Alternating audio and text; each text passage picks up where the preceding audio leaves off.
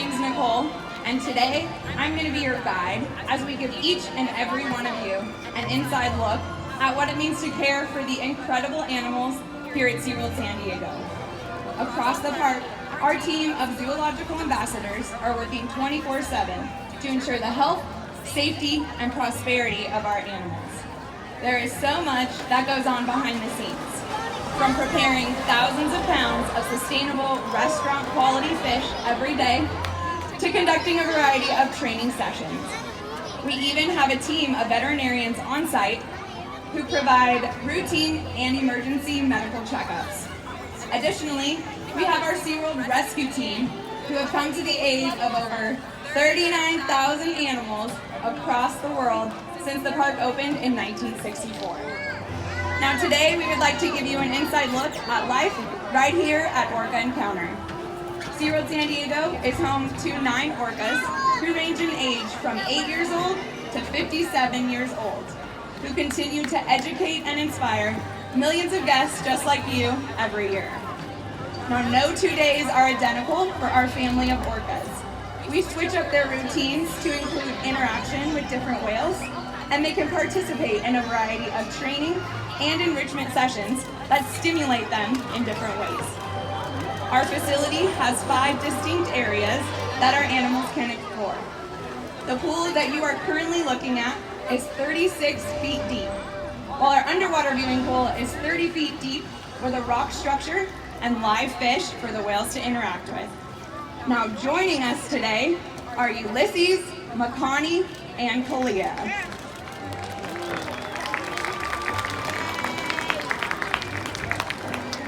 Ulises is 44 years old and our oldest male. He weighs just under 10,000 pounds. Now if you watch over here in this corner, and then direct your attention to the center of the pool where Ariana's tapping that target pole, Ulises is going to show off just how athletic he is.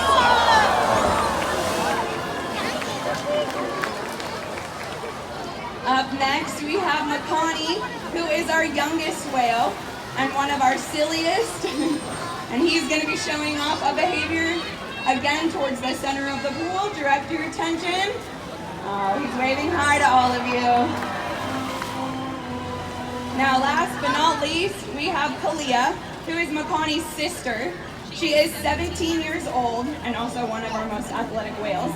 Again, if you direct your attention to the corner and then right over to the center of the pool.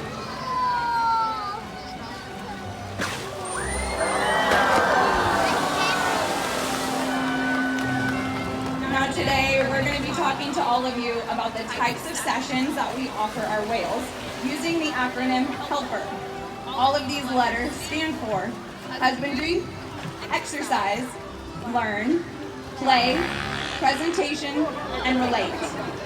Today, we are going to be focusing on husbandry and exercise. Now, husbandry is a general term for medical behaviors, and today we are going to be showing you how we measure our whales. And I'm going to turn it over to Amber to talk to you through how she's going to be doing that. Hi everyone, how are you guys doing today?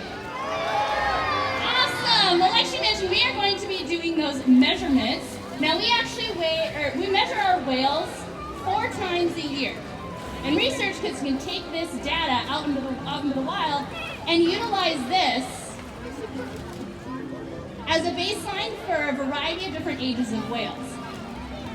So we're going to bring Ulises out here right now. Now Ulises is one of our largest whales. He actually weighs in at just under 10,000 pounds. We actually weigh our whales once a month. And so here comes Ulises here.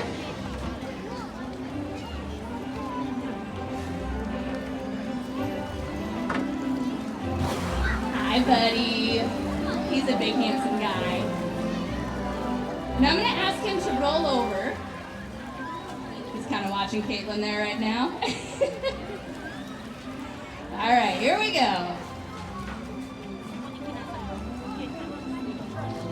So he's going to roll over.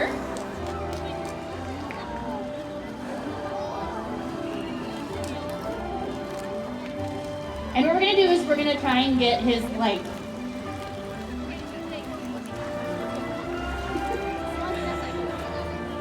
All right, well, while we have him here, you guys can take a nice good look at his body.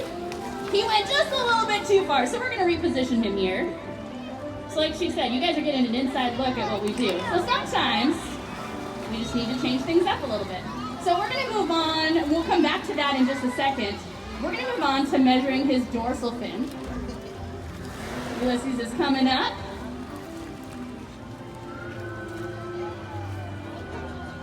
Now, one of the big questions that we get asked is, why do these dorsal fins curve? Well, dorsal fins do not have a bone or muscle structure to support any height and weight. You guys can see, it's pretty big, isn't it? Yeah! All right, so you want to put that at the base down there.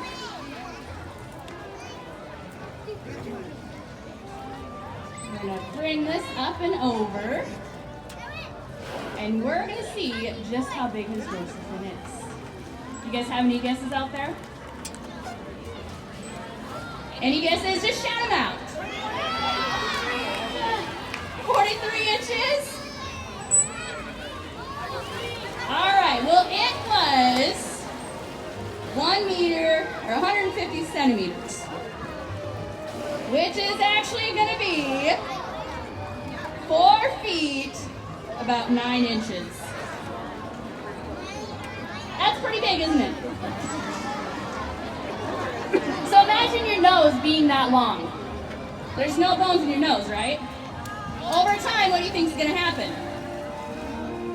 You might start seeing that curve, right? So that is the reason why those dorsal fins curve. All right, now we're going to ask him to do that line up one more time.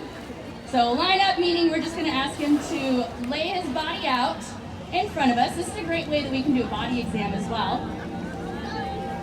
See if he can just stop right here. All right. So he's doing a great job. Do you guys see this little thing right there? There's a little black dot. Let me see if I can move out of this way. That's his belly button. They're mammals just like we are, which does mean that they give birth to live young, and it leaves behind that belly button just like it does with us. And then down a little bit further, you can actually see that genital slit. That's where all the reproductive organs are.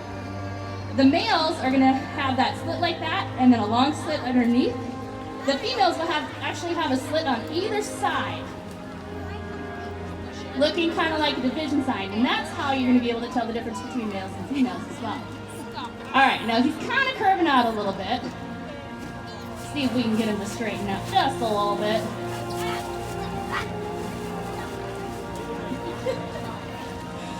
Come on, buddy. All right, and that's okay. So we're going to, again, just kind of move on from there. Sometimes you get exactly what you're looking for, and sometimes you don't. And that's fine, isn't it, handsome? Yes, it is. All right, and the last measurement that we are going to do with Ulises is measuring his pectoral flipper. Now, another great way that you can tell the difference between males and females is by their flipper size. Males tend to have a lot larger flipper than what the females do. So Ulises' flipper here is actually probably about the size of a 4-person table that you might sit at. All right, so let me grab that bar real quick. You want to keep your hand on this flipper there for me? Perfect. Hi, buddy. All right. So we're going to measure from his shoulder right there all the way across. And that's going to be the length of his flipper. So it's about 5 feet and 2 inches.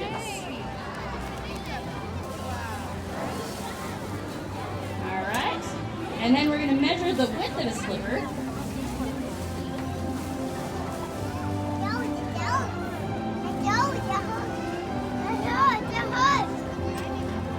So we have about 94 centimeters.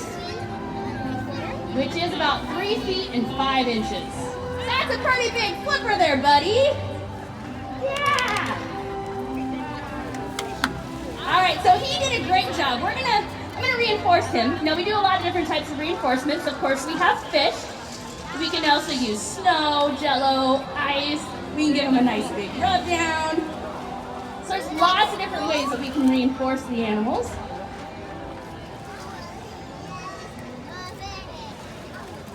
Now, being able to reinforce them, you do need to know what they enjoy. So sometimes just playing with them and learning what types of toys or environmental enrichment devices they like is a great way to interact with the animals.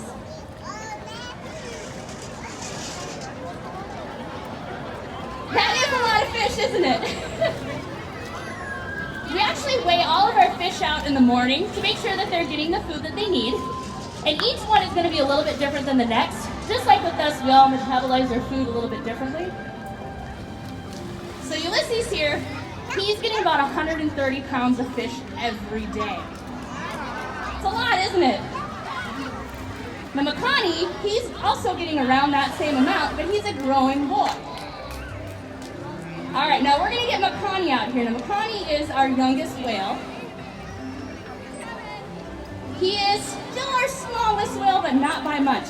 He's actually almost as large as his sister, who is 17 years old. Now again, the males do tend to be a lot larger than the females, so he is going to continue to grow. All right, mister.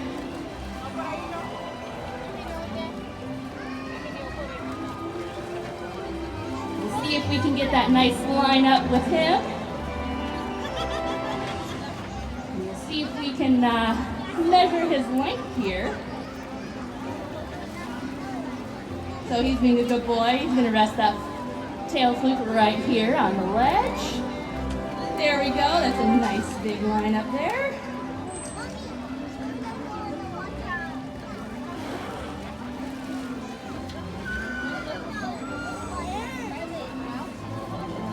All right.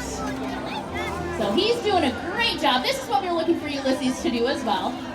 And that's okay. And Ulises chose not to do that. And it's all good. So he is about 218 centimeters, which is 17 feet 4 inches. He's a long guy.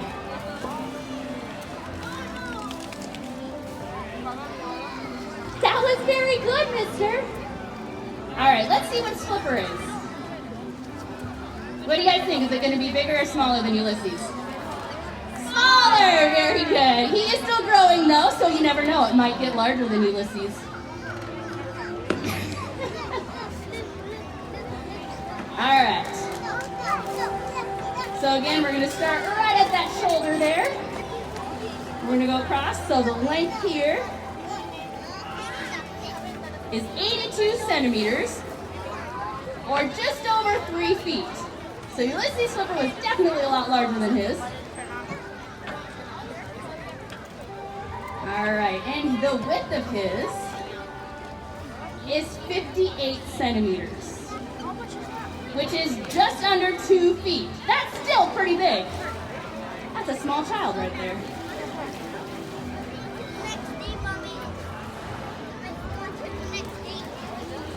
All right, buddy. Hi.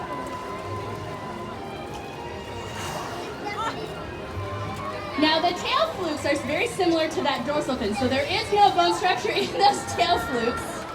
He's giving you guys a big wave. So with the males, you can also see those tail flukes curve, and as males mature, they'll actually start to curve some. All right, we're gonna ask him to come up here. We're gonna measure his dorsal fin, and this will be the last measurement that we get on him. We'll be able to compare it to the size of Ulises. Wow, the hood. All right. So you can see it's a little bit smaller than Ulises. You can see there's a little bit of a size difference in his body too. But again, he's still growing. He's only 8 years old. Male killer whales can grow into their early 20s. So the height of it is 64 centimeters, which is about 2 feet 5 inches. That's a big dorsal fin, mister. Yeah.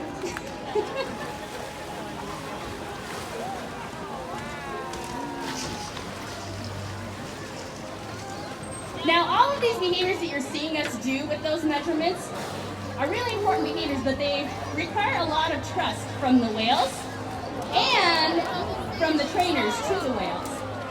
So we do spend a lot of time building our relationship with the animals and building that connection with them to make sure that we all trust each other. And this also allows the veterinarians to come out and conduct all of these same medical things. All those medical checkups, just like ultrasounds, drawing blood samples. We actually get a blood sample from the whales once a month. And again, researchers can use that as a baseline for wild killer whales as well to see what the baseline of a healthy killer whale blood is at different ages. All right, well, they did a great job with our husbandry portion. Now we're going to move on to a little bit more fast action with our exercise. So just like we need some exercise, it's good for us to get up and walk around. Some of us go for runs. Some of us go to the gym.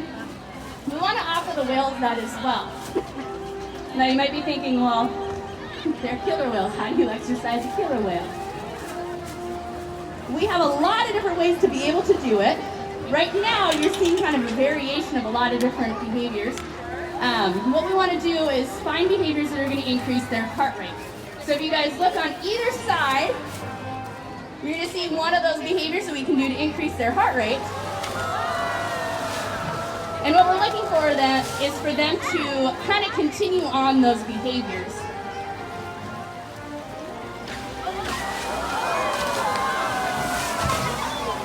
Now you also might notice these long sticks with buoys on the end. Those are called target pulls. Those are tools that we can utilize to help shape different behaviors. But we can also use it as encouragement for the animals. It's kind of like, yeah, you're doing the right thing, keep on going. So that's what you're seeing them being used for right now.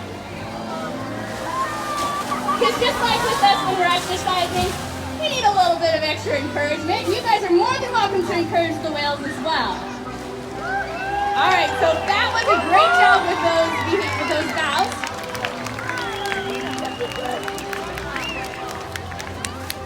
Now each whale is going to be able to jump at different heights, just like all of us have different abilities.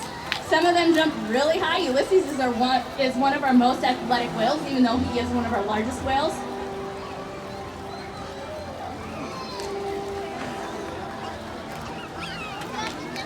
All right, now the next behavior they're doing for that exercise is kind of like us going running. We are asking them to go swim around the pool as fast as they can. Now, killer whales can swim up to 28 miles per hour. So these guys can move a lot of water very quickly.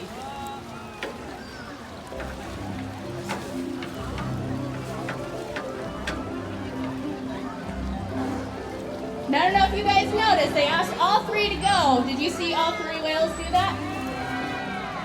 Some of you did, some of you didn't. We actually had 2 whales that participated in that one. So Ulises decided he didn't want to go with the group. And there's lots of different reasons for that, but who knows which one it was. So that's fine. He's going to hang out back with his trainer.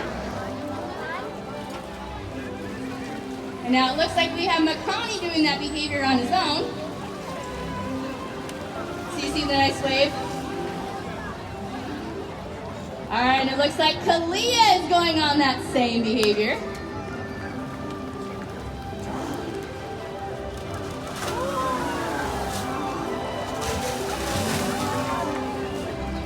All right, here comes Kalia right up here.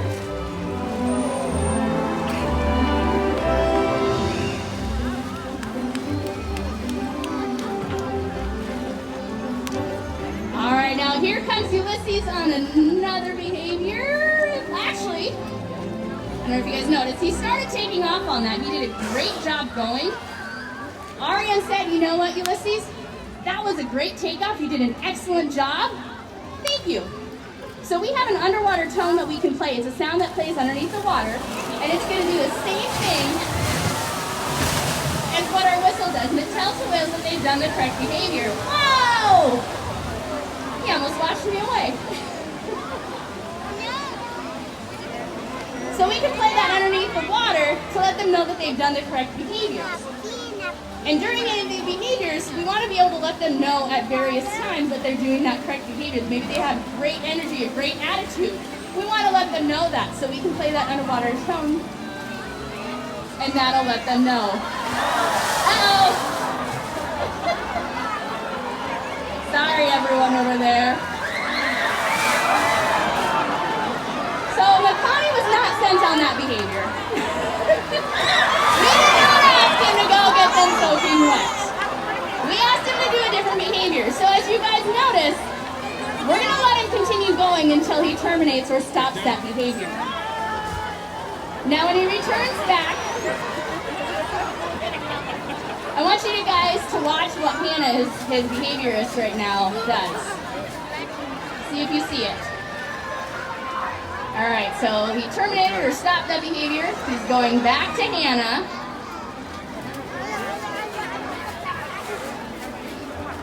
Now, do you guys see it? And it's done. She didn't do anything, right? So when they return on an incorrect behavior, we're going to actually look at them, make sure that they know that we're still engaged for about 3 seconds, and we're looking for a nice calm demeanor after that incorrect behavior, and that just lets him know that he didn't do the correct behavior. However, we can still reinforce that nice calm behavior so that he learns that it's okay to make mistakes. Just like we make mistakes, they can too.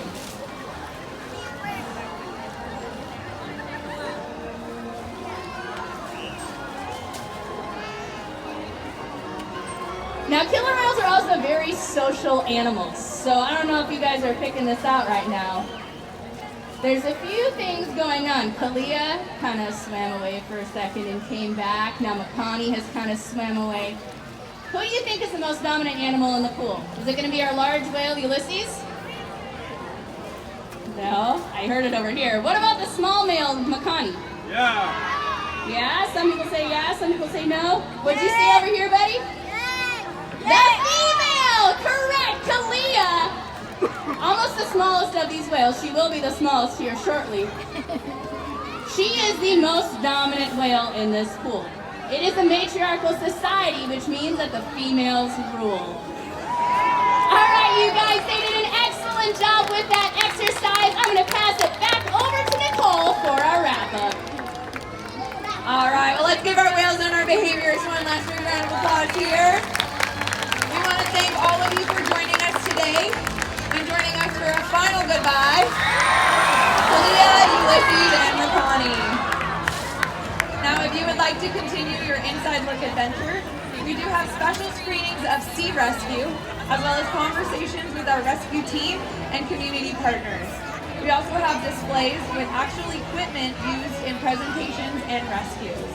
You can purchase an Inside Look scavenger hunt at the front of the park, or join us at one of our educational talks happening at Penguin Encounter, Wild Arctic, and Sea Lion Point. Once again, thank you all so much for joining us today. Have a great rest of your day here at SeaWorld. Bye, everyone.